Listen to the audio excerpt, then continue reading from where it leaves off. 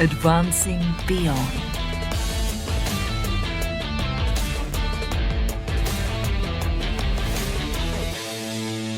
Anlitz.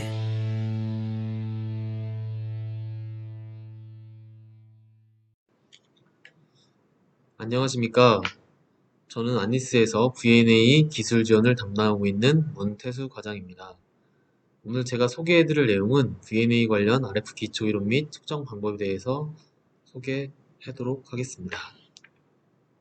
먼저 목차로는 V&A 사용 목적과 동작 원리에 대해 설명드리고, 다양한 캘리브레이션 기법, V&A에서 자주 사용되는 유용한 기능들과 네트워크 익스텐션을 이용한 디이메딩 방법, 그리고 RF 커넥터의 종류와 좀 사용상 주의사항에 대해 설명을 드리고, 마지막으로 V&A 주요 어플리케이션에 대해서 설명드리도록 하겠습니다.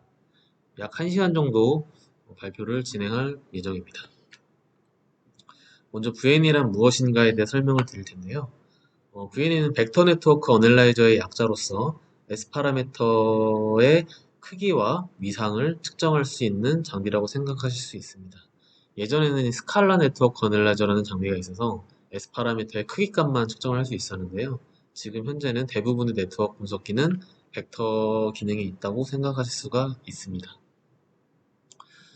먼저 V&A 측정 항목 및 디바이스에 대해 설명을 드릴 텐데요. 먼저 가장 기본적으로 S 파라미터를 측정할 수 있고, 최근에 나오는 네트워크 분석기들은 스펙트럼에서 측정할 수 있는 항목들도 일부 측정할 수 있도록 합니다.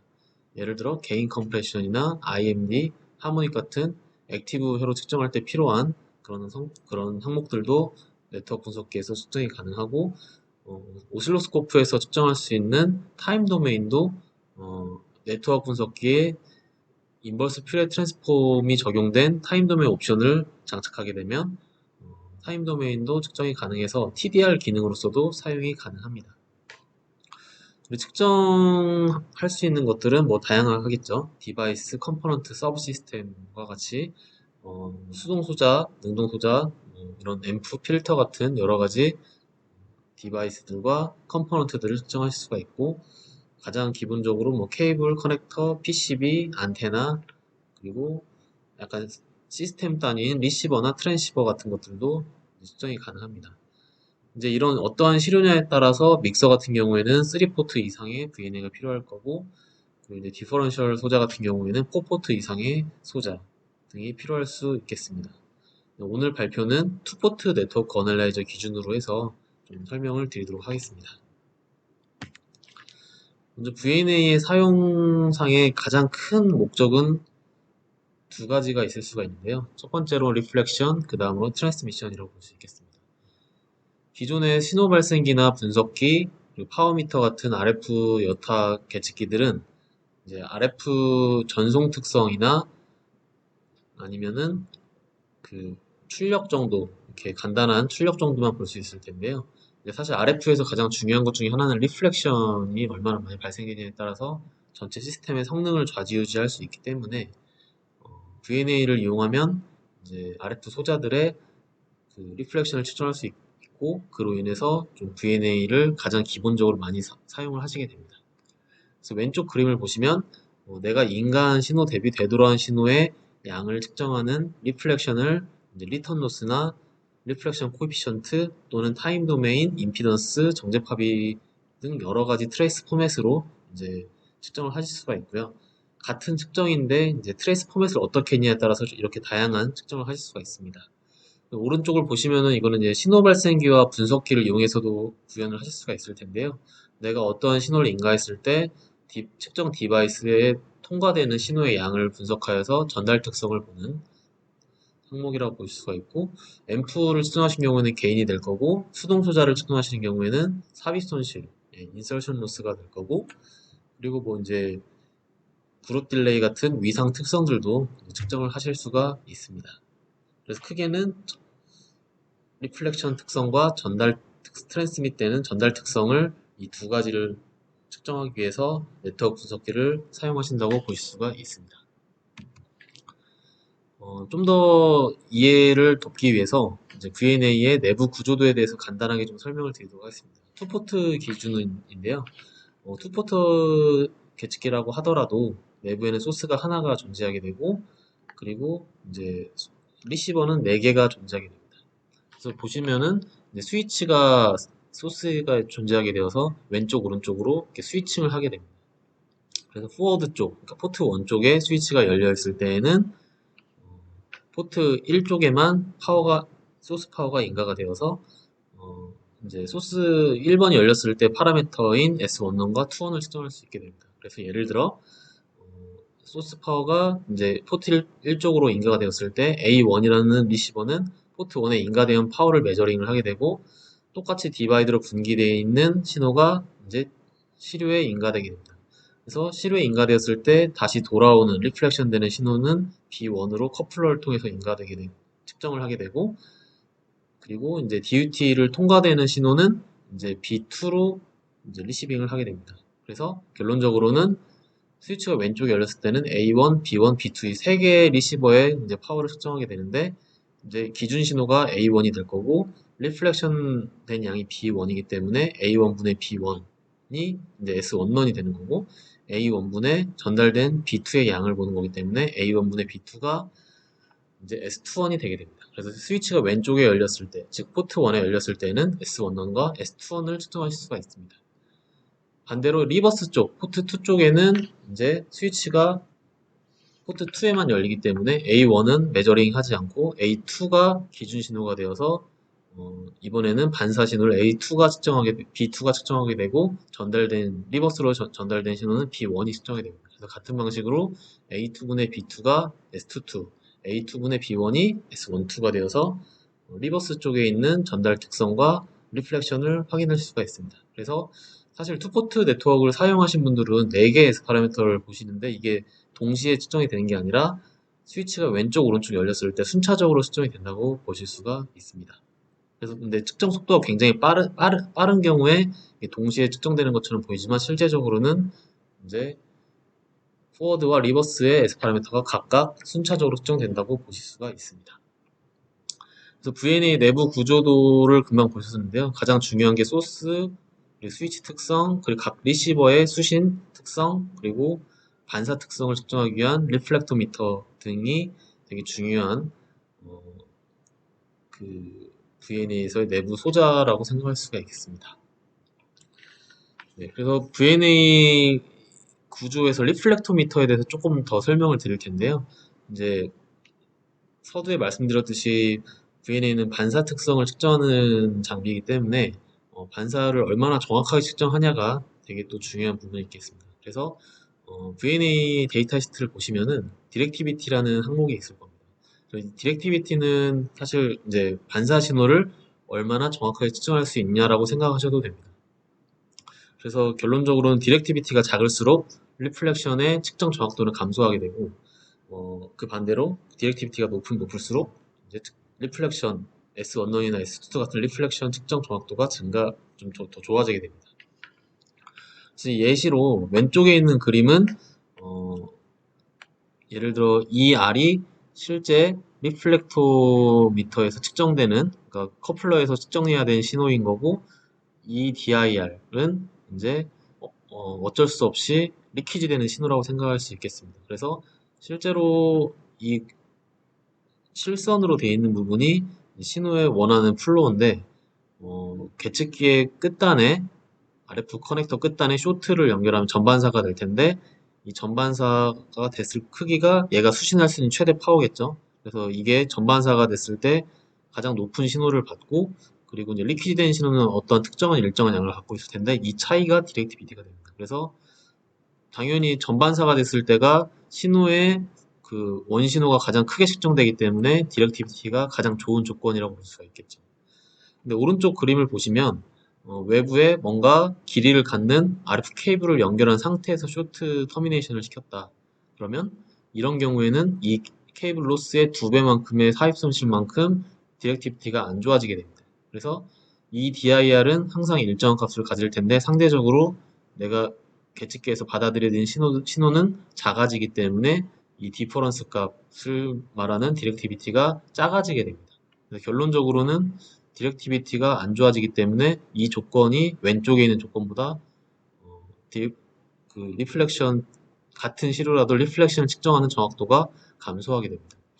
이 슬라이드에서 좀 제가 좀 얘기하고자 하는 내용은 뭐 어쩔 수 없이 네트워크를 쓰실 때에는 RF 케이블을 사용하시겠지만 너무 긴 케이블을 사용하시게 되는 경우에는 이제 디렉티비티가 감소하게 되어서 리플렉션 측정을 부정확하게 측정하실 수가 있습니다. 그래서 가급적이면 케이블을 사용하시더라도 좀 짧은 케이블을 사용하셔야 리플렉션을 좀 더 정확하게 측정하실 수 있습니다.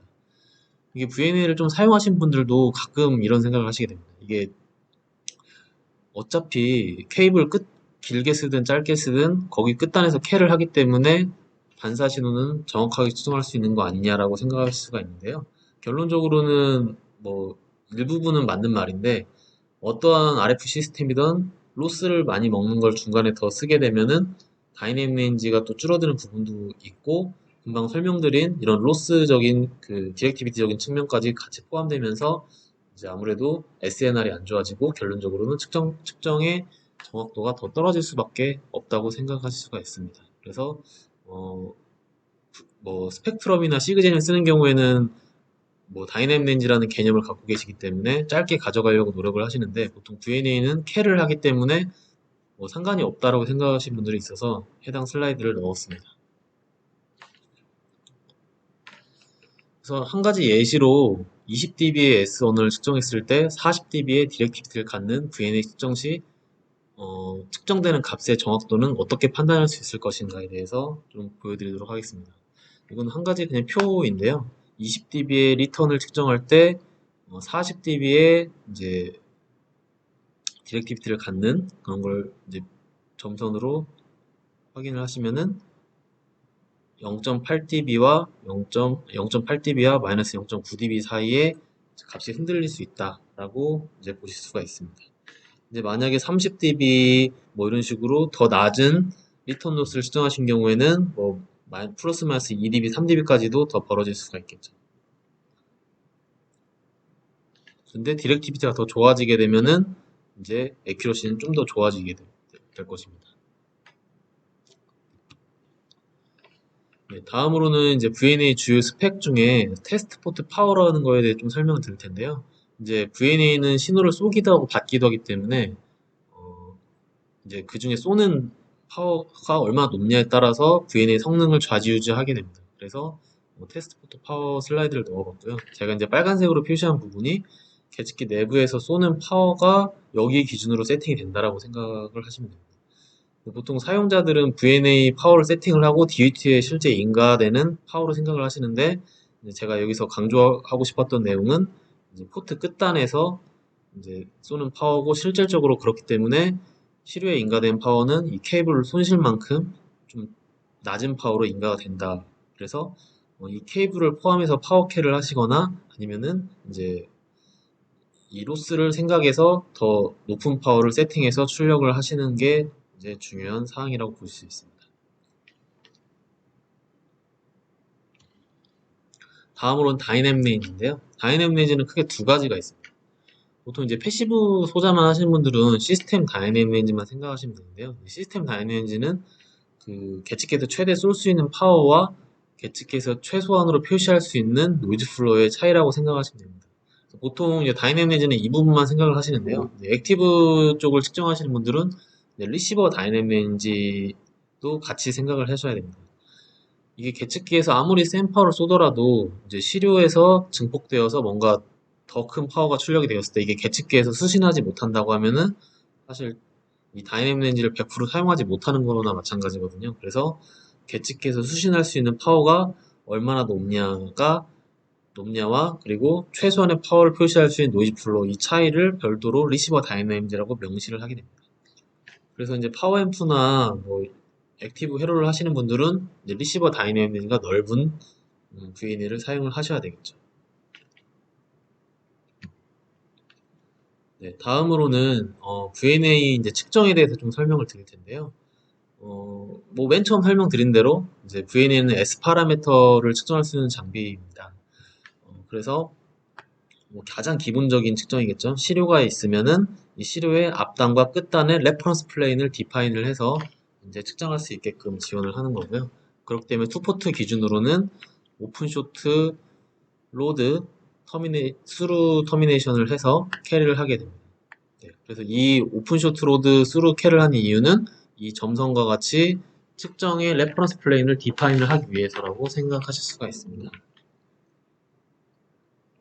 네, 여기서 한 가지 주의사항은 55의 시작과 끝점을 디파인을 하는 거지 파워적인 측면에서는 여전히 이 포트 끝단에서 디파인이 됐다고 생각하실 수가 있습니다. 그래서 오픈쇼트 로드 캘은 55의 시작을 알리는 캘일 뿐이지 파워 플레인에서는 여전히 0dBm을 세팅하게 되면 이 포트 끝단에서 0dBm을 쏘게 됩니다. 그래서 파워와 임피던스의 이 차이를 좀 인지를 하고 계셔야 됩니다. 그 다음에는 이제 아까 말씀드린 이제 타임 도메인으로도 이제 측정을 요즘에 많이 하시는데요. 이제 기본적으로는 S 파라미터는 이제 시간이 아니라 주파수 도메인으로 표시를 하게끔 되어 있는데 이제 이거를 타임 도메인으로도 표시할 수 있게 됩니다. 근데 요거는 요즘에는 VNA에서 옵션 사항이긴 하지만 타임 도메인으로도 많이 측정을 하는데 그 이유 중에 하나가 이제 오른쪽에 그림을 보시면은 마이크로 스트림 라인을 측정을 하실 텐데 만약에 중간에 뭔가 선이 오픈되어서 끊어져 있거나 했을 때에는 S 원룸 값이 전반사로 돼서 0dB로 쭉 표시가 될 겁니다.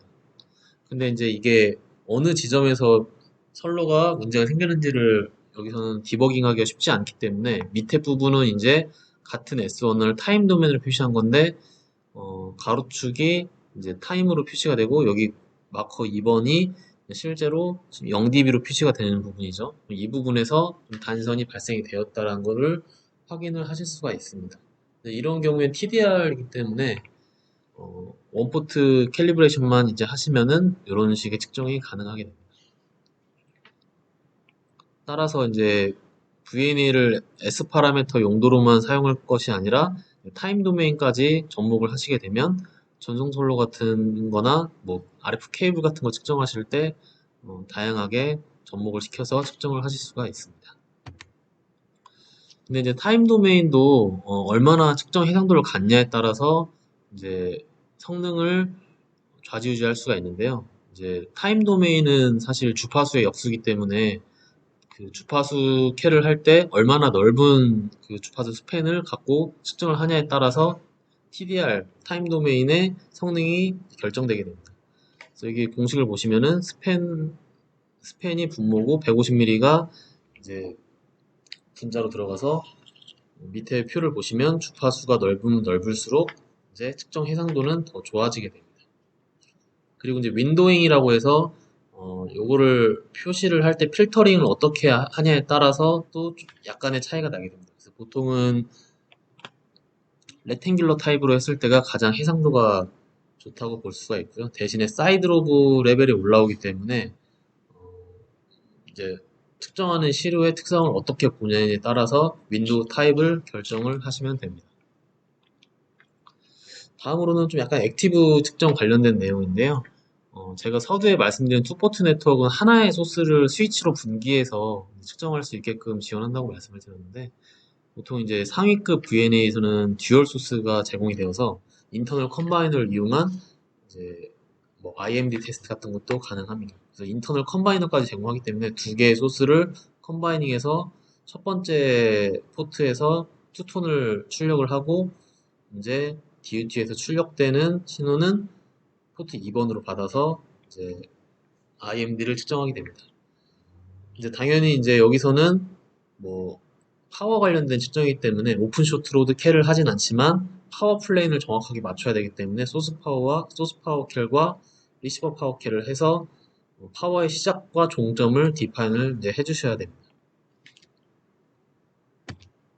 그래서 이제 결과치는 이런 식으로 투톤 F1, F2 투톤이 나오고 IM3 성분의 이런 디퍼런스 값을 이제 보실 수가 있습니다. 그리고 이제 뭐 보시는 그래프 타입에 따라서 OIP3나 IIP3나 이런 것들을 이제 측정을 하실 수가 있습니다. 그리고 이제 개인 컴프레션이나 P1dB 등도 이제 측정이 가능한데요. 이런 경우에는 파워 수입 기능이 필요하시겠죠. 그래서 이제 네트워크 어널라이저는 하나의 주파수로 픽스를 한 다음에 이제 그 해당 주파수에서 파워 수입을 할 수 있게끔 지원을 합니다. 그래서 가로축이 이제 파워, 인풋 파워가 되고, 세로축이 이제 S21이나 아니면은 아웃풋 파워로 설정을 하실 수가 있죠. 이러한 경우에도 파워 플레인 디파인이 필요하기 때문에 소스 파워 캘과 리시버 파워 캘을 이제 진행을 해주셔야 됩니다. 네. 마찬가지로 얘도 P1DB 같은 경우에 이제 아웃풋 파워와 이제 인풋 파워 해가지고 P1DB를 측정하실 수가 있어요.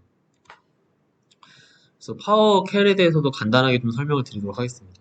먼저 소스 파워 캘을 진행하기 위해서는 이제 안리스에서 제공하는 뭐 데디케이티드 된 파워미터가 필요하게 됩니다. 그래서 파워미터가 그 백플레인에서 통신 포트가 연결이 GPIB나 이런 걸로 연결이 되고, 그 다음에 이 RF 케이블까지 포함해서 파워캐를 하고 싶다라면은 이 RF 케이블 종단을 파워미터와 다이렉트로 연결을 하게 되면, 하게 되고 캐를 진행하게 되면은 여기 플레인이 이제 파워의 시작점이 됩니다. 그래서 이 파워캐를 진행하고 한 다음에 계측기에서 예를 들어 0dBm을 세팅하게 되면은 여기 끝단에서 0dBm을 출력할 수 있게 됩니다.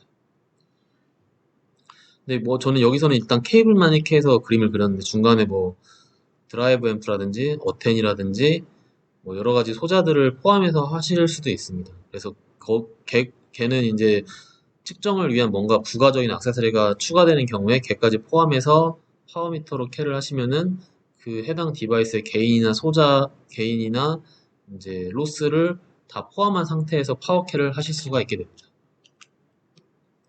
리시버 파워캐는 굉장히 간단한데요. 이제 소스 파워캐리 선행이 된 다음에 이제 세컨드 포트에 연결되는 무언가를 수루로 그냥 연결하고 OK만 눌러주시면은 이 리시버 단에 그 파워 플레인이 생기게 됩니다. 그래서 이제 리시버 파워 킬을 하시는 경우에는 별도의 계측기는 필요 없고 그냥 수루만 진행을 하시면 됩니다. 네, 다음으로는 이제 캘리브레이션인데요. 이제 VNA에서 사실 제일 중요한 걸 하나 꼽자고 하면 캘리브레이션이라고 할 수가 있는데, 보통은 이제 맨 위에 지금 보시는 것처럼 SOLT, Short Open Load Through 캘리브레이션을 하시게 되는데, 사용의 목적에 따라서 다양한 캘리브레이션 메소드를 제공을 하고 있습니다. 네, 그래서 SOLT가 가장 흔하게 사용되는 그 캘 방법인데요.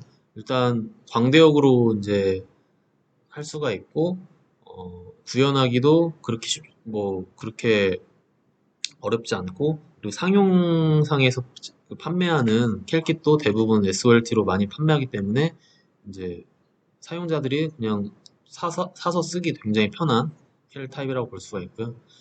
그리고 밑에 SSLT입니다. SSLT 같은 경우는 보통 웨이브 가이드를 하실 때 많이 쓰시는데, 코엑셜은 이제 오픈이 구현이 물리적으로 가능하지만 웨이브 가이드는 물리적으로 오픈 구현이 불가능하기 때문에 일렉트리컬 랭스가 다른 두 개의 쇼트를 이제 하나는 오픈처럼 보이게끔 해서 이제 구현을 하게 됩니다. 보통 4분의 람다 차이를 나게 해가지고 두 개 각각의 쇼트를 구현하게 되고요. 그렇기 때문에 이제 약간 밴드 리미티드한 그런 태생적인 이유로 웨이브 가이드는 자체가 이제 밴디드 하기 때문에 밴드 리미티드한 조건에서 이제 캘을 하시게 됩니다. 그리고 SSST는 보통 이제 로드가 브로드밴드 로드를 구현한다고 하지만 뭐 엄청나게 뭐 수백 기가까지는 뭐 100기가 이렇게까지는 불가능하기 때문에 보통 이제 로드도 또 다른 랭스를 갖는 이제 일렉트리컬 랭스를 갖는 쇼트로 구현하게 돼서 트리플 쇼트의 수로 이렇게 진행하게 됩니다. 대부분 고주파에서는 55음 로드를 브로드하게 구현하기가 쉽지 않기 때문에 고주파에서 코엑셜 캘을 할 때 또는 웨이브 가이드 캘을 할 때 이제 사용하게 됩니다. 그리고 SOLR, SSLR, SSSLR 같은 이제 끝에 R자가 다 붙게 되는데 이제 레시프로컬 수루 캘입니다. 보통 수루는 양쪽에 예를 들어 양쪽에 메일 타입인 경우에 이제 가운데 피멜 수루를 하게 되는데, 이게 사실 캐를 할 때 그 수루에 대한 정보를 다 입력하게 돼 있는데 보통 이제 그 수루에 대한 정보가 부정확하기 때문에 캐를 할 때 약간의 오차가 발생될 수 있습니다. 근데 이제 SOLR 캐를 하게 되면은 레시프로컬 수루 하게 되면은 이제 내가 알지 못하는 수루 정보를 계측해서 계산하게 됩니다. 그래서 수루에 대한 정보가 모른다고 했을 때에도 캘리브레이션을 좀 더 정확하게 이제 진행을 할 수 있게 됩니다. 네, 그 다음에는 LRL 캘인데요. LRL 캘은 라인 리플렉션 라인의 약자로서 보통은 이제 코엑셜, 넌 코엑셜이나 웨이브 가이드 같은 그런 타입으로 해서 이제 많이 하게 되는데요. 마이크로 스트림 라인 자체 배어 상태 이제 측정을 필요하거나 아니면은 뭔가 PCB에 마운트되는 칩을 측정할 때 그 피딩 라인을 디임베딩 하고자 할 때 이제 많이 사용을 하게 됩니다. 대신에 얘도 라인 타입으로 캘리브레이션 키트를 만드는 거기 때문에 밴드 리미티드한 특성을 가질 수밖에 없고 그리고 이제 그 시루엣 형태에 따라서 사용자가 보통 이제 직접 제작을 해야 되는 단점이 있습니다. 대신에 위에 상기 언급된 SOLT 같은 타입에 비해서 좀 더 정확도가 좋다고 보실 수가 있고요. 밑에 ALRM 캘 같은 경우에는 LRL 캘의 약간 어드밴스드한 이제 버전이라고 이제 생각하실 수가 있습니다. 대신에 라인 리플렉션 라인이 아니라 라인 리플렉션 매치로 해서 이제 로드를 이제 라인 대신에 이제 매치드 로드로 이제 하시게 됩니다.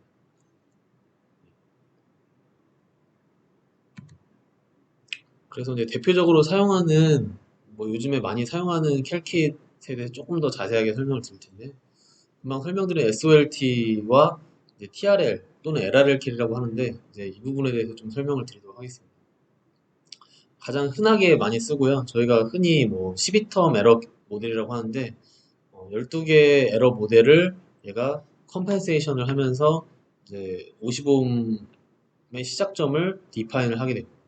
이게 보통 다른 캘들은 이 에러를 얼마나 많이 없애서 캘을 하냐에 따라서 정확도가 결정되게 되는데 12텀이면은 이제 가장 많이 에러를 보정하는 그런 캘이라고 보실 수가 있습니다.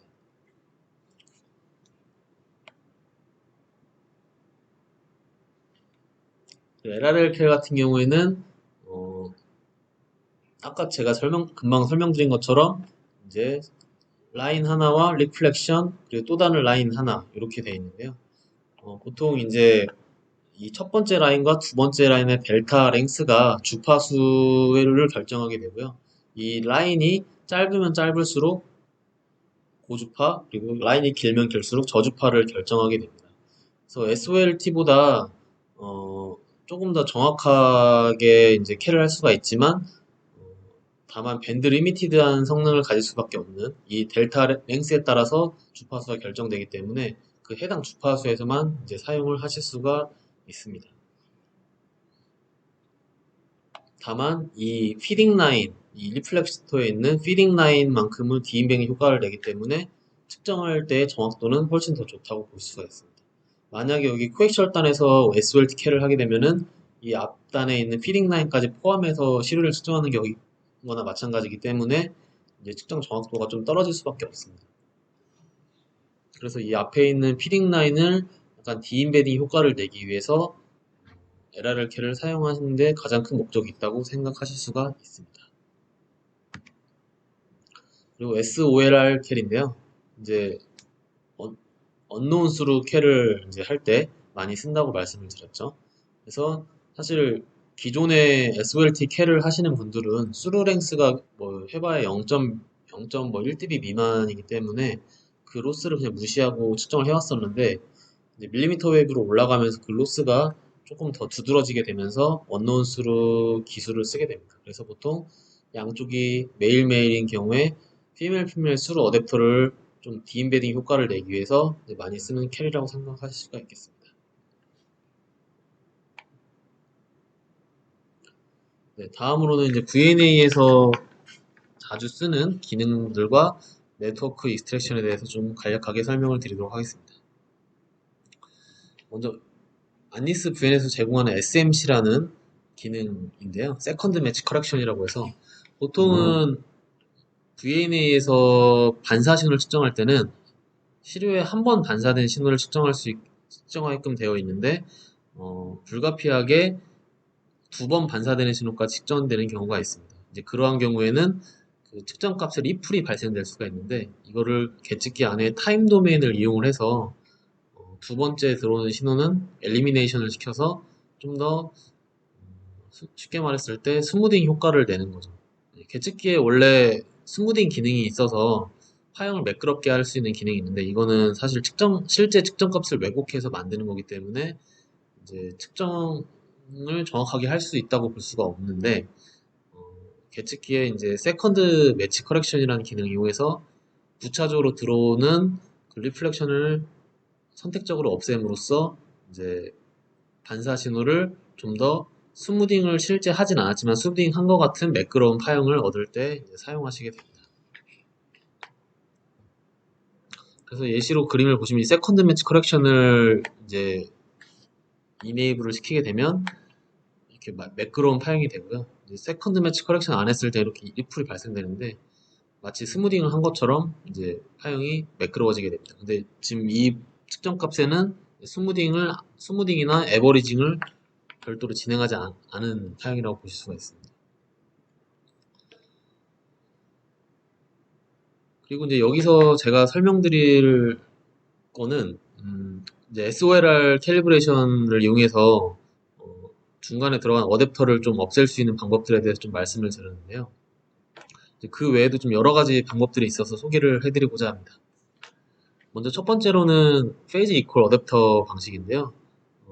이제 보통 안니스나 뭐 다른 계측기사도 마찬가지인데 캘킷에 제공하는 수루 어댑터는 메일, 피메일, 메일, 메일, 피메일, 피메일 등 이제 여러 가지 뭐 암수로 구성되어 있는 어댑터를 제공하게 되는데 이게 페이즈 위상이 정확하게 일치하는 캘리브레이션이 되어 있는 보통 캘리브레이션 그레이드 어댑터라고 하는데 그런 거를 제공을 하게 됩니다. 그렇다 보니까 매일매일 양쪽으로 캘을 이제 하신 다음에 메일, 피메일 어댑터를 연결하면은 그것도 동일한 로스와 위상을 갖게 된다는 의미로 생각하실 수가 있습니다. 그래서 보통 하는 방법은 메일 한쪽은 메일, 한쪽은 피메일이 되게끔 어댑터를 연결하신 다음에 양쪽에 메일 캘, 피메일 캘을 하시고 마지막에 그거를 메일 어댑터를 어댑터를 제거를 하고 이제 실제 내가 원하는 어댑터를 꽂은 다음에 측정을 하시게 되면은 이게 측정값이 유효하다라는 이제 보증을 한다고 볼 수 있습니다. 근데 이게 첫 번째 이 페이즈 리코 어댑터는 정확한 측정을 제공을 하지만 이제 캘킷의 캘리브레이션 그레이드 어댑터가 별도로 필요하기 때문에 약간 준비물이 더 있어야겠죠. 근데 만약에 준비물이 없다라고 하신 경우에 두 번째 방법을 쓸 수가 있습니다. 그래서 캐릭터라이즈드 스루 어댑터를 스루 정보를 이제 계측기에 입력을 하는 겁니다. 근데 이것도 스루 어댑터를 사용하실 때 그 스루에 대한 S2P 파일이 있을 겁니다. 뭐 제조사에서 줄 수도 있고 아니면 측정된 값이 있을 수도 있는데 이 중간에 들어가는 이 어댑터에 대한 S2P 파일을 캘할 때 입력을 할 수 있습니다. 그래서 그걸 입력하는 경우에는 이 값을 마치 디임베딩 하는 것처럼 얻어내실 수가 있고요. 그리고 세 번째는 실제로 디임베딩 하는 방식입니다. 그 어댑터 리무벌이라는 방식인데 요거는 이제 뒤에 디임베딩 설명이 있는데 그 부분에서 설명하도록 하겠습니다. 그리고 사용자들이 가장 흔하게 쓰는 게 이제 포트 익스텐션 방식인데요. 요 방식 같은 경우에는 가장 간편하고 준비물이 크게 필요하지 않은 방식입니다. 포트에서 캘을 하신 다음에 내가 뭔가 원하고자 하는 피딩 라인을 끝단을 오픈으로 만들어서 걔를 버튼 하나만 누르시면은 로스와 페이즈를 이제 보상하는 방식인데 여기서 지금 설명하는 것과 마치 미스매치에 대한 이펙트는 이제 보상이 좀 안 되기 때문에 이제 로스 측정할 때, 즉 S21 측정할 때는 어느 정도 고정이 가능하지만 S11을 측정할 때는 조금 부정확할 수 있다라고 유념을 하시면 되겠습니다. 그래서 네트워크 익스트랙션에 대해서 좀 설명을 드릴 텐데요. 네트워크 익스트랙션은 주로 쓰는 목적은 코엑션 단에서 캐를 한 다음에 뭔가 테스트 픽처나 아니면은 뭐 마이크로 스트림 라인 같이 뭔가 내가 원하지 않은 그런 피딩 라인이 추가되었을 때 그거를 좀 보상할 수 있는 그런 디임베딩 할 수 있는 그런 툴이라고 생각할 수 있겠습니다. 그래서 이제 디임베딩을 진행하면 내가 캐란 플레인과 측정하고자 하는 시료 사이에 뭔가가 있는 거를 제거할 수 있는, 그래서 그로 인해서 좀 더 정확한 측정을 할 수 있는 그런 기능이라고 생각하실 수가 있습니다. 그래서 이제 투포트 네트워크 기준으로 해서 저희 안리스에서는 크게는 A, B, C, D에서 네 가지 타입으로 디임베딩 방식을 제공을 하고 있습니다. 먼저 A 타입은 제가 금방 서두에 말씀드리려고 했던 어댑터 리무버이라고 하는 방법인데요. 이제 캐를 실제로는 이제 두 번을 하셔야 됩니다. 지금 이게 좀 이해하기 편하게 그냥 그림 블럭으로 표시했는데요. 예를 들어 네모 부분을 1번이라는 지점에서 캐를 하게 됩니다. 그 다음에 2번이라는 지점 세모가 있죠. 세모 지점에서 캐를 한 다음에 그 캐 파일을 두 개를 이제 로드를 시키면 이 노란색 부분, 이제 제거돼야 할 이 노란색 부분을 S2P 파일로 추출을 하실 수가 있습니다. 그래서 이 부분을 이제 디임베딩을 해서 보상을 하게 되면 이게 양쪽이 타입이 다르더라도 정확하게 측정을 하실 수가 있습니다. 그래서 A 타입에 들어가서 두 개의 캘 파일 로드를 하고 퍼폼 네트워크 익스트랙션을 하게 되면 이제 S2P 파일에 하나가 추출이 될 텐데 그 파일을 이제 디임베딩을 과정을 통해서 이제 보상을 해주시면 됩니다. 디임베딩한 방법은 뒤에 좀 설명드리도록 하겠습니다. 타입 B는 이제 타입 A의 이제 원포트 버전이라고 생각하실 수가 있는데요. 원포트 캐를 그럼 두 번 하면 되겠죠? 그래서 1번 플레인에서 이제 캐를 오픈쇼트 로드 캐를 하고 이제 뭔가 레퍼런스 플레인 끝단 진짜 원하는 2번 플레인에서 캐를 한 번 더 합니다. 그래서 이제 그렇게 되면은 이제 S2P 파일을 원포트 기준으로 해서 뽑아낼 수가 있고요. 이 경우에는 보통 이제 안테나 테스팅을 하실 때 이제 원포트를 많이 하시기 때문에 이제 안테나 테스트 할 땐 B타입을 많이 쓰겠죠. 근데 제가 A타입도 있고 B타입도 그렇고 이제 제한사항이 익스트랙션 되는 대상이 레시프로컬 해야 됩니다. 즉, 이 제거돼야 될 대상의 S21과 S12 값이 일치해야 된다라는 이제 그런 가정이 필요하게 됩니다. 대부분의 패시브한 소자들은 S21이나 S12나 동일한 값을 가지기 때문에 대부분은 뭐 해당 사항이 포함된다고 생각할 수 있습니다. 그래서 이제 B타입도 마찬가지로 캘을 두 번 해서 캘 타입 A와 캘 타입 B를 브라우저를 해서 네트워크 익스트랙션을 하면 하나의 S3 파일이 저장이 됩니다. 그래서 그거를 디임베딩 메뉴에서 이제 디임베딩 진행하시면 정확한 측정을 하실 수가 있습니다. 네, 다음으로는 타입 C 타입인데요. 얘도 마찬가지로 캘을 이제 두 번을 하셔야 되는데 이제 예를 들어 픽스처 같은 거를 쓸 때 양쪽에 피딩 라인이 두 개가 존재하게 될 텐데 이제 아우터에서 캘을 하고 그 다음 이너에서 캘을 하게 됩니다. 그래서 뭐 예를 들어 아우터에서는 보통 뭐 코엑셜 캘을 많이 하실 거고 그 다음 이너에서는 뭐 마이크로 스트립 캘이나 뭐 프로브 스테이션을 이용한 캘섭을 이용한 이제 뭐 예를 들어 프로브 캘을 하신다라고 하면 그 사이에 뭐 프로브나 케이블 뭐 이런 게 있을 때 이제 S2P 파일 두 개 S2P 파일을 추출해 가지고 이제 양쪽 포트에 피딩 라인을 디임베이딩을 하실 수가 있습니다. 네. 그래서 얘 같은 경우에는 보통 이제 코엑셜 캘만 하고 프로브 스테이션을 이용해서 예를 들어 캘을 뭐 측정을 하실 때 많이 사용하실 수가 있겠죠. 그래서 마찬가지로 이제 아우터와 이너의 캘 파일을 두 개를 브라우즈를 하고 퍼폼 네트워크 익스트랙션을 하면 얘는 두 개의 S2P 파일이 추출되게 됩니다. 그래서 포트 1번 쪽에 피딩 라인 S2P 파일, 그리고 포트 2번 쪽에 들어오는 S2P 파일, 이 두 개의 S2P 파일을 이제 추출을 해서 디임베딩을 하시면 됩니다. 그리고 마지막으로 이제 타입 D인데요. 타입 D 같은 경우에는 조금 간편합니다.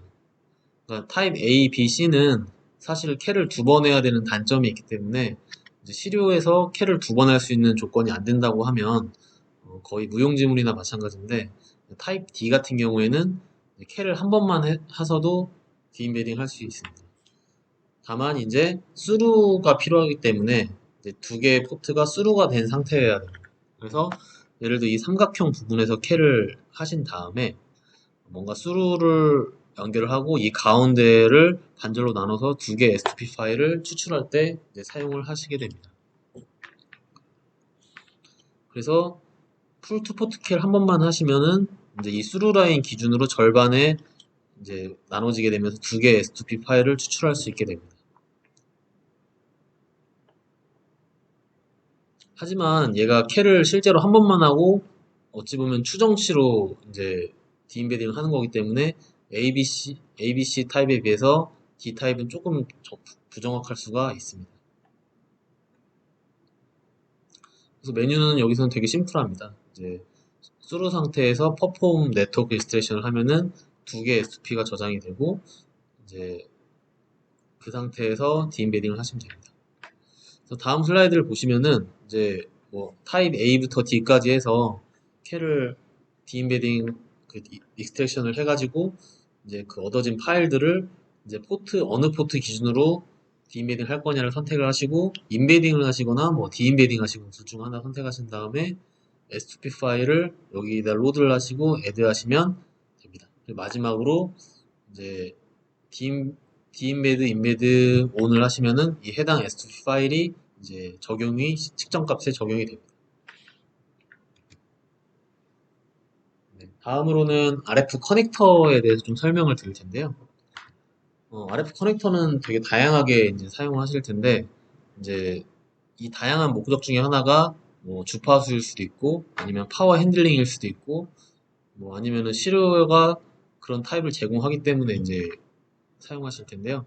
보통 이제 N타입이나 뭐 16분의 7 이런 타입은 DIN 타입이라고 얘기를 하는데, 이런 타입 같은 경우에는 보통 좀 커넥터가 크고 튼튼합니다. 그래서 보통 필드에서 사용되는 기지국 케이블에 들어가게 됩니다. 그래서 이게 파워 핸들링도 더 많이 되기 때문에 고전력이나 또는 외부 충격에도 이제 잘 망가지지 않는 타입입니다. 그래서 그런 타입 많이 쓰게 되고, 이제 SMA 타입 같은 경우에는 안에 이제 유전체가 페플럼 같은 게 들어있기 때문에 상대적으로 좀 견고한 편이고 가격도 쌉니다. 그래서 이제 단말이나 뭐 이런 PCB 같은 거 하시는 분들은 SMA 타입을 많이 쓰게 되고요. 이제 3.5mm 이상부터는 안에 공기 유전체로 되어 있습니다. 그래서 사실 체결을 잘못하게 되면 잘 부러지거나 이제 그런 좀 망가지는 경우가 많은데, 대신에 이제 좀 더 고주파에서 오퍼레이션이 가능하기 때문에 손실도 좀 적습니다. 손실도 적어서 이제 좀 더 고주파 하실 때 이제 많이 쓰는 타입이라고 생각하실 수가 있겠습니다. 그래서 좀 아니스에서 개발한 커넥터는 이 K 커넥터와 V 커넥터 그리고 W1 커넥터가 있겠습니다. 그래서 뭐 제조사에 따라서 부르는 명칭은 조금씩 다른데 몇 미리수로 얘기하는 경우도 있고 아니면 저희처럼 어떤 알파벳으로 해서 넘버링을 명명을 하는 경우가 있습니다. 그래서 뭐 코엑셜 케이블 시열이라고 해서 그냥 슬라이드를 하나 넣어봤는데요. 이제 제가 앞에 설명드린 몇 미리냐 뭐 이런 것들은 사실 이제 이 커넥터 피딩 그 시그널 라인의 이제 사이즈와 D 사이즈의 차이라고 생각하실 수 있습니다. 그래서 사실 좀 눈치가 빠르신 분은 아시겠지만 이 미리수가 작으면 작을수록 좀 더 고주파를 커버할 수 있게 됩니다. 이 공식을 보셔도 알 수가 있는데요. 이게 여기에 분모 부분이 이제 이 라지 D 플러스 스몰 D이기 때문에 이게 작으면 작을수록 이제 전체 값이 커지기 때문에 컷오프 프리퀀시가 더 올라가게 됩니다. 그래서 이 몇 미리냐가 좀 작게 구현이 되어야 고주파까지 커버가 가능하다고 생각하실 수가 있습니다. 그리고 비유전율 값도 첼로 작아야 되기 때문에 고주파로 올라가면 이제 무조건 안에 공기 유전체, 그러니까 그라운드 라인과 쉴드되는 그라운드 라인과 안에 그 시그널 라인이 사이가 공기로 되어 있게 됩니다. 그래서 공기는 비유전 값이 1에 가깝기 때문에 분모를 최소화하기 위해서는 공기 유전체를 쓸 수밖에 없는 거죠.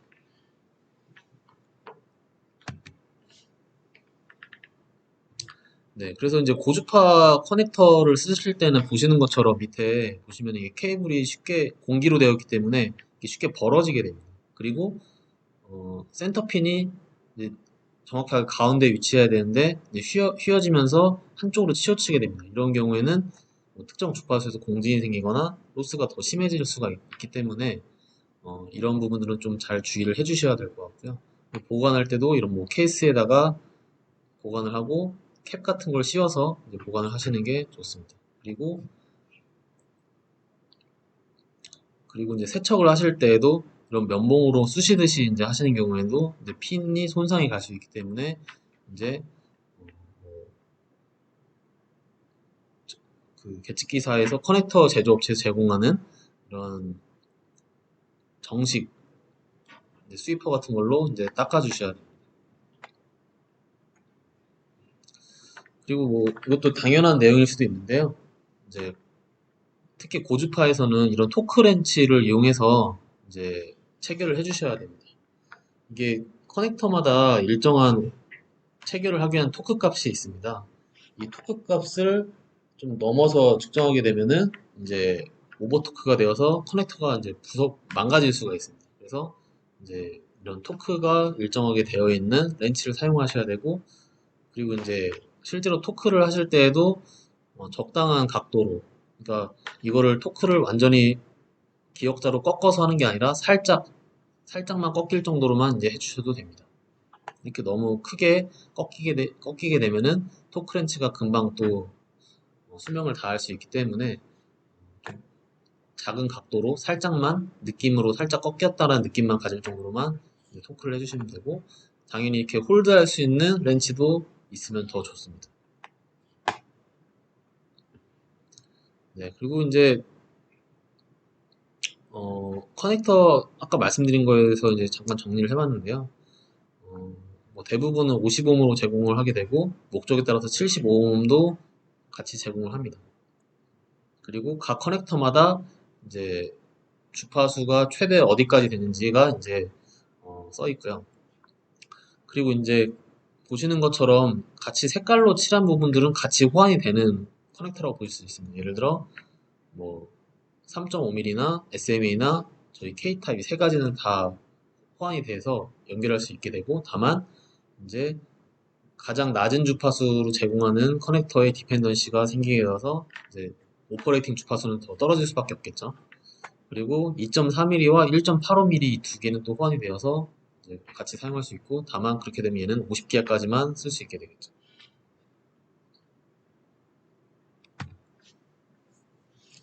그래서 뭐 간단하게 뭐 저희 안리스에서 제공하는 아까 커넥터 타입이 있다고 말씀드렸는데, 저희가 이제 익스텐디드 K 타입이라고 해서 43.5기가까지 DC에서 43.5기가까지 제공하는 커넥터 타입이 있고, 그리고 요즘에는 뭐 W1이라고 해서 110기가까지 아까 나오는 거 설명드렸는데, 그 이상의 커넥터도 현재 저희는 개발이 다 완료가 되었습니다. 그래서 DC부터 145기가까지 되는 0.8mm 커넥터라든지 아니면 최대 220기가까지 되는 0.6mm 커넥터라든지 뭐 이런 커넥터 타입도 저희가 제공을 하고 있습니다. 그래서 뭐 요즘에 5G는 또 이제 다 개발이 완료가 되어서 6G를 또 바라보시고 계시는데, 100기가 이상을 만약에 구현을 하실 때는 이런 타입들이 좀 추후에는 요구되어지지 않을까 예상을 하고 있습니다.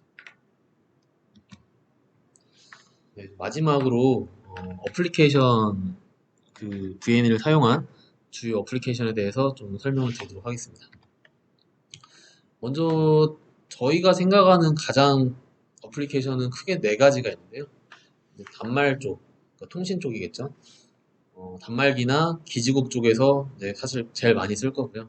요즘에는 차량용에서도 통신기기들이 많이 들어가기 때문에 이제 차량용으로 많이 쓰고, 그리고 네트워킹이라고 해서 어, 뭐 예를 들어 요즘에 또 많이 쓰는 하이스피드 인터커넥션이라든지, 뭐 예를 들어 웨이브와이드 컴포넌트로 이용한 뭐 네트워킹이라든지 이런 것들을 요즘에 많이 사용을 하고 있고요. 마지막으로는 시스템 인테그레이션 쪽이죠. 그래서 이제 보통 저희가 안테나를 측정하는 챔버 업체라든지 아니면 쉴드박스 업체라든지 이런 업체들과 코어를 해서 이제 이런 시스템 인테그레이션을 하는 경우에도 이제 좀 많이 사용을 하고 있습니다. 그래서 뭐 그 중에서 제가 좀 보고 있는 시장들에 대해서 좀 설명을 드릴 텐데요. 이제 웨이퍼 쪽에서는 이런 식으로 측정을 많이 하고 계십니다. 특히 고주파에서 이제 프로브 스테이션하고 이렇게 밀리미터 웨이브 컨버터를 연결을 해서 이제 웨이퍼 측정을 많이 하고 있고요. 그리고 이제 이런 경우에는 이제 프로브 스테이션과 이제 프로브가 같이 필요하게 되겠죠. 그래서 이 프로브 스테이션과 프로브를 연결을 해서 이렇게 뭐 아이 다이어그램이라든지 아니면은 S 파라미터 그리고 뭐 타임 도메인 이런 것들을 소자에 따라서 측정을 하실 수가 있습니다. 그리고 저희가 최근에 이제 개발한 220기가 브로드밴드 시스템이 있습니다. 그래서 70kHz부터 220기가까지 원수입이 되는 이제 이런 기술을 이용을 해서 웨이퍼 테스트를 하고 있고요. 아무래도 이제 웨이퍼 테스트는 뭐 기본적인 TR이나 이런 거 모델링을 하는 경우에는 광대역 측정이 필수이기 때문에 이제 이런 브로드밴드한 계측기를 좀 요구하게 됩니다. 특정한 뭐 오퍼레이팅 프리퀀시가 있는 건 아니고 광대역에서의 이런 특성을 이제 파운드리 업체 같은 데에서 이제 많이 쓰게 됩니다. 다음 디퍼런셜 측정인데요. 디퍼런셜은 이제 듀얼 소스가 필요하게 됩니다. 이제 보통 이제 아까 말씀드린 한 개 소스로 해서 이제 분개해서 쓸 수도 있는데 이제 디퍼런셜 측정 중에서 넌리니어 특성을 보시려면은 실제로 두 개의 소스를 쏴서 두 개의 리시버로 동시에 받아야 되기 때문에 이제 이러한 경우에는 듀얼 소스가 이제 있어야 되고요. 그래서 듀얼 소스를 이용해서 이런 식으로 측정하시게 됩니다. 두 개의 소스가 동시에 인가가 되고 그걸 이제 뭐 커먼 모드로도 할 수 있고 디퍼런셜 모드로 할 수 있는데 이제 실외 동시에 인가해서 동시에 받는 형태로 이런 측정을 포포트 네트워크 커넬레이션을 이용해서 하시게 됩니다. 그래서 디퍼런셜 모드, 커먼 모드, 믹스드 모드 뭐 여러 가지 모드를 제공을 하고 있고요. 디퍼런셜 앰프 같은 걸 측정할 때 이제 이런 구성을 쓰게 됩니다. 그래서 내부 구조는 이런 식으로 되어 있습니다. 그래서 하나의 소스가 이제 포트 1, 2번을 스위치하게 되고 세컨드 소스가 3, 4번을 스위칭해서 예를 들어 1, 3번에 1, 4번에서 두 개의 소스를 동시에 인가하고 2, 4번에서 리시빙하는 2, 3번에서 리시빙하는 형태로 사용을 하실 수가 있습니다. 그 다음에 시그널 인테그리티에서 요즘에 많이 좀 V&A 수요가 있는데요. 이제 채널 로스라고 해서 이제 보통은 디지털 라인이나 이런 데에서는 보통 오실로스코프를 이용한 I를 많이 봤었는데 어, 이제는 이제 사실 데이터 레이시 올라가면서 이걸 주파수 도메인에서도 많이 보시게 됩니다. 그래서 주파수에서 이 인설션 로스가 얼마나 되는지를 이제 측정하게 되고 당연히 고주파로 올라갈수록 이제 로스가 더 심해지기 때문에 이제 고주파라는 의미는 이쪽 디지털 쪽에서는 데이터 렛이 올라가는 거랑 일맥상통하기 때문에 요즘에는 VN을 이용해서 I 다이어그램도 보고 이제 인설션 로스도 같이 보는 그런 형태로 많이 보게 됩니다. 그래서 아까 제가 뭐 잠깐 보여드린 내용이긴 한데 I 다이어그램도 있고 S 파라미터도 있고 이제 TDR도 있고 이렇게 동시에 측정을 하는 이제 그런 측정 방법을 많이 활용하게 됩니다. 이제 보시는 것처럼 이게 순차적인 측정이긴 한데 I와 TDR과 에스파라 등을 동시에 측정할 수 있는 기능을 저희도 제공을 하고 있습니다. 그리고 이제 해당 그림은 S21 로스와 그리고 이제 I 다이어그램을 동시에 110GHz까지 측정하고 있는 화면이라고 보실 수가 있습니다. 다음으로는 옵티컬 VNA라고 해서 ONA라고도 얘기를 하는데 이제 옵틱에서 일렉으로 바뀌는 소자나 일렉에서 옵틱으로 바꿔주는 옵틱에서 일렉, 일렉에서 옵틱 뭐 이런 변환하는 디바이스들이 있을 텐데 그런 것들을 측정할 수 있는 솔루션이라고 볼 수 있겠습니다. 그래서 예를 들어 EO 모듈레이터를 측정하는 경우에는 저희가 OE 컨버터 캘리브레이션 모듈을 제공하게 됩니다. 그래서 얘도 결국엔 디임베딩인데요. 여기 점선에서 코엑셜 캘을 한 다음에 이제 OE 컨버터를 추가로 이제 연결하고 얘에 대한 캘 값은 계측기가 알고 있기 때문에 EO 부분을 수정할 수 있다라는 컨셉입니다. 그리고 반대로 이제 저희가 모드박스라는 EO 모듈레이터를 가지고 있는데 이거가 이제 계측기의 캘 값으로 가지고 있게 되고 실제 시료는 이제 OE 모듈레이터를 이제 OE 모듈을 측정하는 경우에는 반대급으로도 이제 하실 수가 있죠. 그리고 이제 이게 중요한 게 이제 파장이랑 주파수인데요. 이제 여러 가지 파장과 주파수 모델들을 제공을 저희가 하고 있습니다.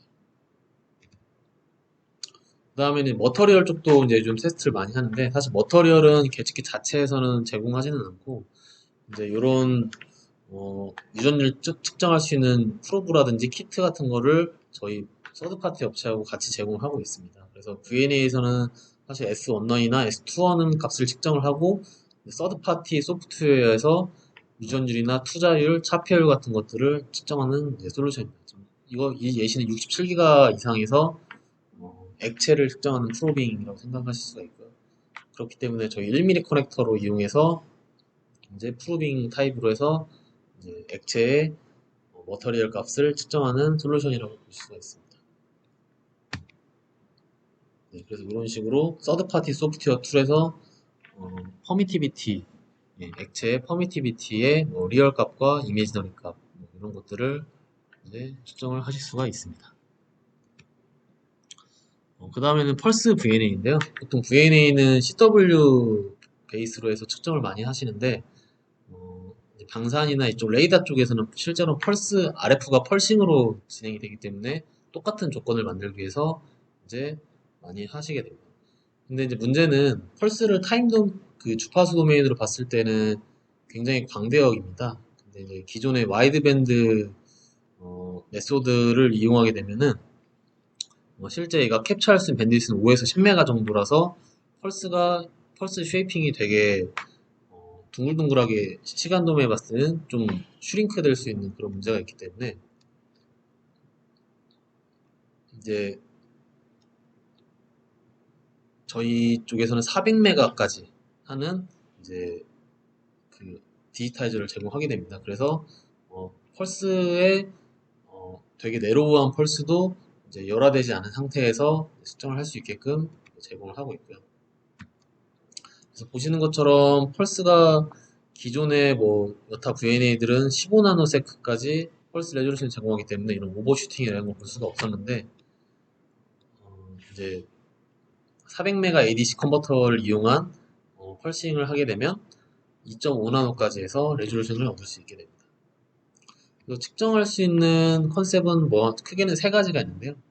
이제 바이어싱을 DC 바이어스를 넣고 이제 펄싱을 RF로 했을 때 이제 펄스 형태를 보거나 아니면은 CW 신호를 쏘는데 바이어스가 펄스드 바이어스로 인가가 되는 경우 또는 둘 다인 경우 이렇게 해가지고 세 가지 조건으로 측정을 할 수 있게 지원을 하고 있고요. 테스트하는 아이템은 기본적인 펄스 프로파일에서 펄스 형태가 어떻게 되는지를 측정하는 것과 그리고 포인트인 펄스라고 해서 펄스의 안정 영역을 이제 시간 도메인에 돼 있는 안정 영역을 캡처를 해서 그걸 다시 주파수로 표현하는 그런 형태입니다. 그리고 펄스 체인으로 해서 펄스 투 펄스에서 펄스가 항상 일정한 형태를 갖고 계속 측정이 나오는지를 이제 측정하는 항목 이렇게 크게는 세 가지를 보시게 됩니다.